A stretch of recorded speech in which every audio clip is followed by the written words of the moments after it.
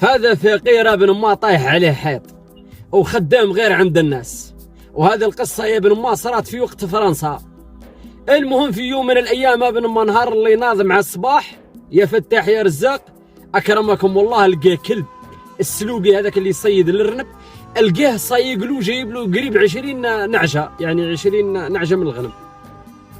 ففرح هذا الإنسان الفقير، كلب جاب له 20 شاة يا ابن ما.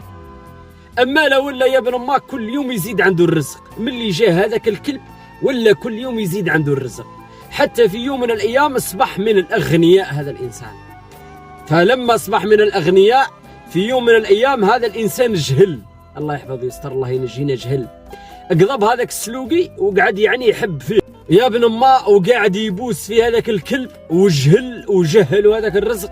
وهنا يا ابن ما قاعد يحكي مع الكلب، قالوا اسمع، قالوا والله وتحرم عليا بزلت ما، يا لو كان تموت يا ذا الكلب غير نكفنك ونغسلك ونقر عليك الطلبة القرآن، الله يحفظه ويستر.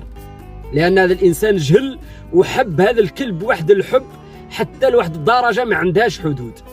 المهم كما كان الحال زاد أيامات مات له الكلب. نهار اللي مات له الكلب ابن ما خلا ما كانش إنسان حمل يهضر معاه، وعرض الناس كل وجاب الطلبة يقرأوا في القرآن وقال لهم راه مات لي أعز واحد عندي في الدنيا، راه مات. فولاو الناس الطلبة هذوك يقرأوا عليه في القرآن وهم يقرأوا، حتى جا ليهم واحد يا جماعة قال لهم اش راكم ديروا؟ الله ينعل البليس، راكم تقراوا في القرآن على كلب، السيد راه ميت له كلب موش ميت له عبد، الله يحفظ ويستر. فالطلبة يا ابن ما زعفوا، ولما زعفوا الصباح رفعوا به قضية عند القايد اللي كان في وقت فرنسا، رفعوا به قضية ثمتينا نهار اللي رفعوا به قضية يا ابن ما.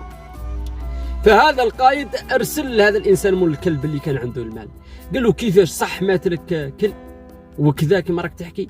قال له شكون اللي قال لك هذا الكلام؟ قالوا يا ودي راهم قالوها لي جماعه حافظين 60. قالوا كاذبين، انا الصادق. قالوا انا عندي 10 شهود كاملين فايتين ل 100 سنه، اذا راك باغي تعرفني باللي راني صح ولا راني كاذب الشهود تاعي غدوه يوصلوا على 9 تاع النهار، والشهود تاعي يوصلوا لازم يكونوا معك في جلسه مغلقه بينك بينهم برك. انا تمتم وندفهم كما كان الحال ابن ما. غدوه من ذاك القايد وصلته بريه من عند هذا الانسان مول الكلب. نهار اللي وصلته على 10 تاع النهار، البريه هذه كان مكتوب فيها الفوق عنوان من مول الكلب للقايد. انا تمتم ومتفهم. والقايد ابن ما لما فتح هذوك البريه هذيك لقى فيها 10 عشرات، وكانت ال10,000 تاع بكري يعني كيما ضروك 200 مليون، لقى فيها 10 عشرات، وال10,000 كان فيها شبر وشويه، ولقى 10,000 مكتوب فيها هذو هما اللي غسلوا الكلب، وهذو هما اللي كفنوه، وهذو هما اللي دفنوه، وهذو هما اللي قراوا عليه الطلبة، وهذو هما اللي سلكوا الكلب، وهذو هما اللي سكتوك القايد. انا تمتم وانت فهمت كما كان الحال ابن ما.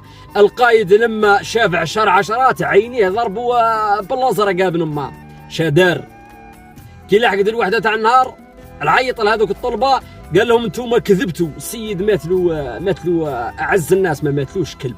ما عطى للطلبه 3 سنين يعني سورسي، والسيد مول الكلب خرج براءه يا ابن ما. انا تمتم وانت فهم ومع السلامه ودمتم. وقالوا هذو هما اللي غسلوه، وهذو هما اللي كفنوه، وهذو هما اللي قراوا عليه الطلبه الحاج، ومع السلامه ودمتم.